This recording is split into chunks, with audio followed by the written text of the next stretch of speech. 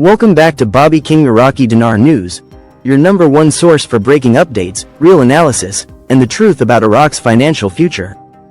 Today we're diving into the hot topic everyone's asking: is Al-Sudani really protecting the exchange rate?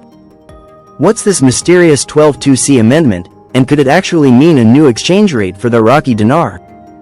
Don't forget to hit that subscribe button, smash the like, and support this channel so you never miss the latest Iraqi dinar news and updates.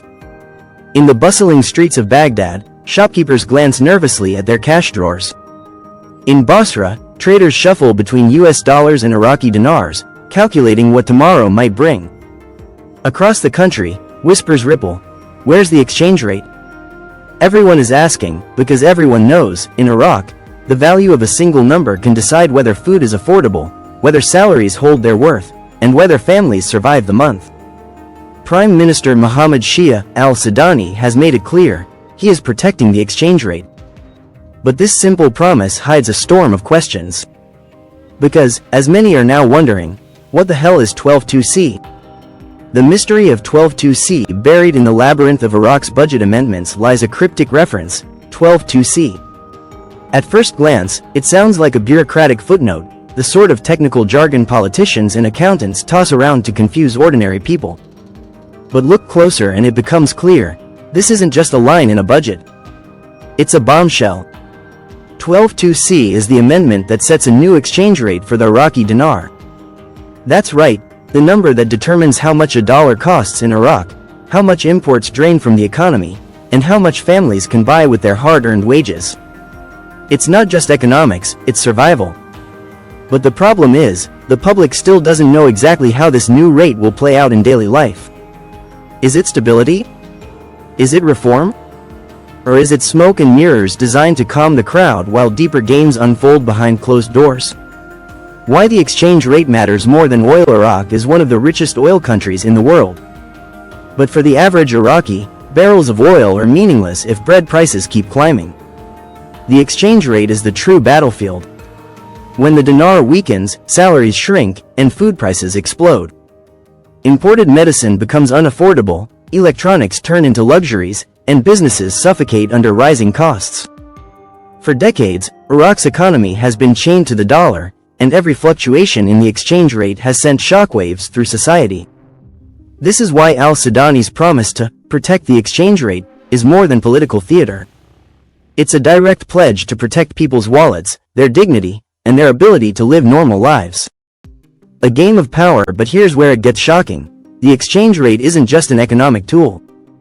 It's a weapon. International powers, domestic elites, and shadowy financial networks have long used Iraq's currency to exert influence. By pulling strings behind the scenes, they can create chaos or calm, whichever suits their agenda. So when Al-Sudani insists he is defending the rate, it's not only about protecting the poor. It's about wresting control back from those who would destabilize Iraq for profit or politics. That makes 12.2c more than an amendment. It makes it a line in the sand. Enter Dr. Sahad Bahan amid this unfolding drama. Dr. Sahad Bahan, a name increasingly resonating in Iraq's financial debates, dropped a bold statement: Iraq is to be one of the most secure countries in the region and the world. At first, it sounds like typical optimism, the kind politicians love to sprinkle into speeches. But think again. For Iraq, a nation scarred by decades of sanctions, wars, and financial manipulation, this is a revolutionary claim. Security doesn't just mean safety from bombs. It means stability in money, in markets, in daily life. It means a father knowing his paycheck will feed his children next week. It means a mother trusting that medicine prices won't double overnight. Bahan is pointing to a future where Iraq controls its own destiny, and where protecting the exchange rate becomes the first pillar of true sovereignty. Hope rising from the numbers critics will scoff. They'll say Iraq has been here before, promising reforms only to collapse under corruption or foreign interference. They'll dismiss 12.2c as another sleight of hand. But there is something different in the air. The people are demanding more transparency, more accountability, and more stability. The government knows it can no longer hide behind vague policies, not in the age of instant information, not when ordinary Iraqis track exchange rates on their phones like the weather. If Al-Sudani and his team manage to enforce 12(2)(c effectively, it could be the turning point. A stable dinar could spark investor confidence, lower inflation, and give families breathing room. It could finally shift Iraq from crisis management to long-term planning. The world is watching, and make no mistake, the world is watching Iraq. Regional rivals, international institutions, and investors all have their eyes on Baghdad. Why? Because a stable Iraq changes the entire Middle East equation. If Baghdad manages to shield its exchange rate and secure its economy, Iraq could transform from a battleground into a bridge, a nation that trades, partners, and grows instead of bleeds. It could become the secure country Dr. Bahan envisions. Imagine that. Iraq, once synonymous with war, becoming a global example of resilience and financial sovereignty. So, back to the burning questions.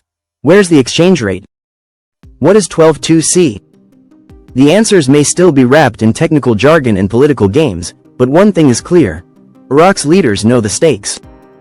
The exchange rate isn't just a number on a bank screen. It's the heartbeat of the nation. And if Al-Sudani truly protects it, if 12(2)(c delivers more than promises, then maybe, just maybe, Iraq is on its way to becoming not just one of the most secure countries in the region, but one of the most hopeful stories in the world. In the end, I want to ask all my friends watching to stay positive and patient, because patience truly is the key to success. Please subscribe to my channel and show your support. Wishing you all a wonderful day. Thank you so much.